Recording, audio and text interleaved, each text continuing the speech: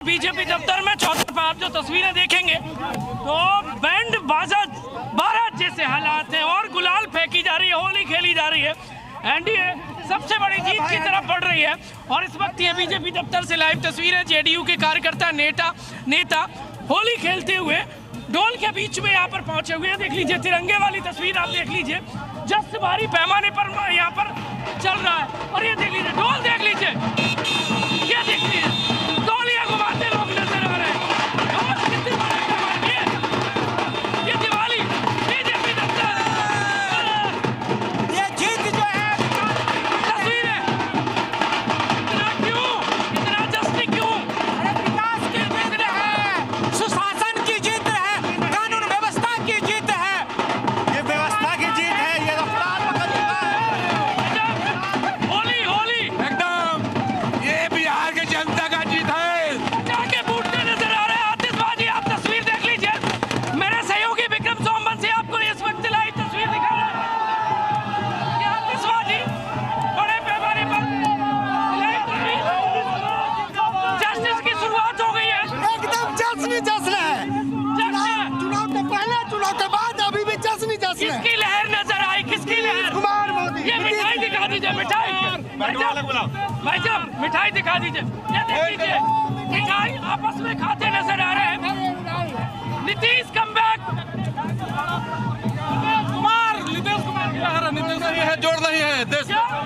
Nitish Kumar come back है। नीतीश कुमार का माननीय मुख्यमंत्री के नाम भी रहे।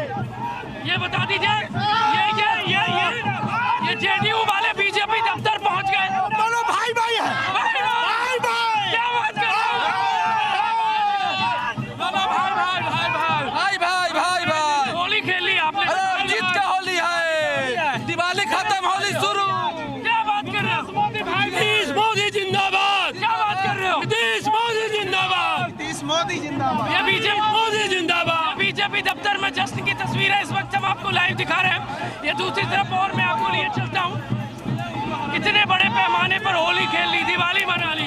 एकदम आज 2025 में हाँ, पूरे बिहार की जनता ने दिखा दिया कि यहाँ मोदी और नीतीश के आगे कोई नहीं है। सब ठगबंधन के पर कोई विश्वास करने वाला नहीं है। कौन सा रंग नजर आया? कौन सा रंग चढ़ गया? हरा लगा हुआ है आपको। अरे भाई हम लोग सभी रंगों का सम्मान करते हैं। हाँ। हम लोग सभी रंगों का सम्मान करते हैं और इस बार के चुनाव में आप बूथबाज निकालेंगे हाँ। तो पूर्णिया, सीमांचल हाँ। सभी एरिया से अपना इंडिया की जीत हुआ है। अरे किसका ढोल बज गया? ये महागठबंधन का ढोल बज गया। महागठबंधन का ढोल बज गया।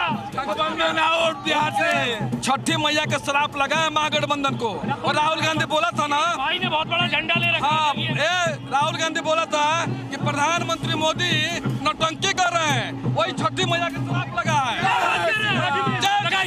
छठ माँ को उन्होंने गाली दिया। छठ मैया के अपमान का बदला लिया है। हाँ, छठी मैया ने अपमान का बदला लिया। छठ मैया के अपमान का बदला ले लिया। अरे भैया एकदम है पूरे ये देख रहा आपने बीजेपी दफ्तर के बाहर किस तरीके से जश्न का माहौल है। हमारे सहयोगी वहां पर मौजूद, ढोल नगाड़े बज रहे हैं और राघोपुर में तेजस्वी यादव फिलहाल आगे निकल गए। कुछ देर पहले खबर आई थी अरंत की वो पिछड़ गए हैं, तो बहुत बड़ी चिंता की बात थी महागठबंधन के लिए।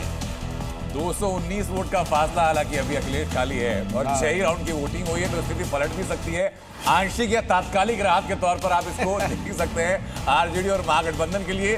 नवादा जिले की 5 सीटों का रुझान आ चुका है। नवादा की 4 सीटें ऐसी हैं जहां एनडीए आगे है। हालांकि नवादा के बारे में ये विश्लेषण था भी कि नवादा में एनडीए बेहतर प्रदर्शन करेगा। वहां की जातिगत समीकरणों को देखते हुए नवादा की 5 में से 4 सीटें ऐसी हैं जहां एनडीए बेहतर प्रदर्शन करता हुआ नजर आ रहा है। और अभी तक की जो टैली है वो कुल मिलाकर के बीजेपी 84 सीटों पर आगे, जेडीयू 78 सीटें, एलजेपीआर 20, हम पार्टी 5, आरएलएम 4 पर, उसके अलावा आरजेडी, कांग्रेस, वीआईपी, सीपीआई, ये सारी पार्टी की टैली लगातार हम आपको दिखा रहे हैं। प्रियंका गुप्ता जी, आपकी बात दोस्तों पूरी नहीं हो पाई थी।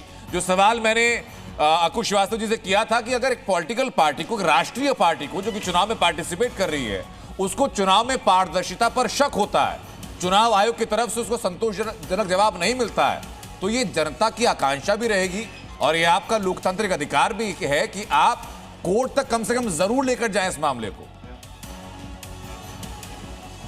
कोर्ट तक भी जाएंगे और उसके बाद जब रिजल्ट आ जाएंगे ना तो सीट वाइज आपको हम आंकड़े भी दिखाएंगे। जैसे हमने हरियाणा के सीट का दिखाया, जैसे हमने कर्नाटक की सीट का दिखाया, हम पूरी तरीके से ऑपरेशन करके आपको दूध का दूध पानी का पानी भी कर देंगे। पर हकीकत ये है कि अभी आप उत्तर प्रदेश की बात कर रहे थे, हम तो उत्तर प्रदेश में जो है मानते हैं कि किस तरीके से जो 24 का रिजल्ट आया उससे साफ जाहिर होता है कि उत्तर प्रदेश की सरकार किस तरीके की चल रही है। विकास के नाम पर वहाँ 7 एयरपोर्ट खोलकर बंद कर दिए जाते हैं, विकास के नाम पर वहाँ महिला अपराध सबसे ज़्यादा होता है। उत्तर प्रदेश के आप बड़े गुणगान गा रहे थे, तो अयोध्या में फिर हार क्यों गए थे?